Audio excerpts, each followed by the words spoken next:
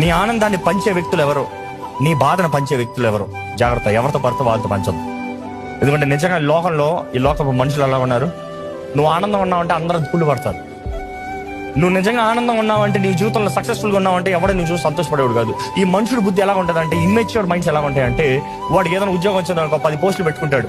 నాకు ఇది వచ్చింది, ఏదైనా కొనుక్కున్నాడు అనుకో, ఇది కొనుక్కున్నా అప్పుడు ఊరంతా చూపించుకుంటాడు. ఎందుకు చూపించుకుంటావు?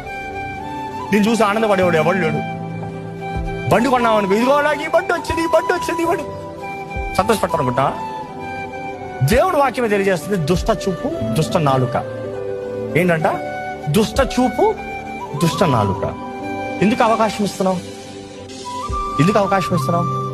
నువ్వు ఎవరితో పంచుతావు తెలుసా? ఎవరైతే నిన్ను పట్టించుకుంటున్నారో, ఎవరైతే నీ కొరకు జెన్యున్ గా ప్రార్థన చేస్తున్నారో, ఎవరైతే నీ కొరకు జెన్యున్ గా పట్టించుకుని, ఇప్పుడు వాడు ఎలాంటి వారంటే, నీ కింద పడి ఉన్నదప్పుడు నిన్ను చూసిన వారు, నీ పక్కన నిలబడిన వారు.